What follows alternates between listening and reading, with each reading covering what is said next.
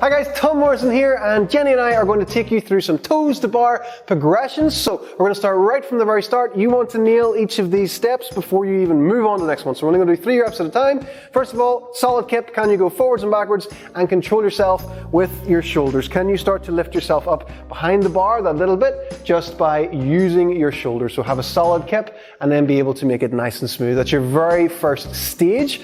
From there, are you able to time that with lifting the knees? Okay, so Jenny's going to time it so that she lifts her knees as she goes back. So see, the height that she starts to get behind the bar is actually going to be what helps her to get her toes up to the bar eventually. So these are great movement. See, when you do toes to bar right, they're great for your lats, great for your core, great for so much stuff, great for timing, great for coordination, and they make you look cool. So next stage from there. So Jenny has got a nice good time with her kip. She's able to lift the knees up as well. Next thing I can start to do is give her a target to aim for. If you're by yourself, you can aim for certain parts of the wall. So what we can see here that you can't see is there's another rig over here. So Jenny could aim to just get her feet to cover the top pull-up bar. So if I just go about here, she can aim to get her feet to touch that bit of the pull-up bar.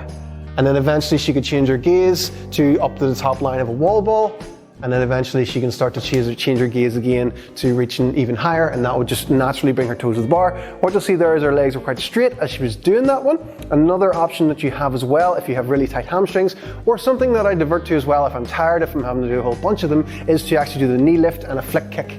So knee lift, flick kick, knee lift, flick kick, knee lift, flick kick. Take a break. So that's what you want to get. So you can do them for 3 good solid reps at a time. You want quality reps, don't go for quantity. If you start to swing and lose your kip, there's no point in trying to keep on going. Take good rests. If it's a new movement to you, you're going to need to chill yourself out and relax before you go. But eventually over time, you'll be able to get that knee lift and the flick kick up to hit the bar as well. And they are 2 nice options to have.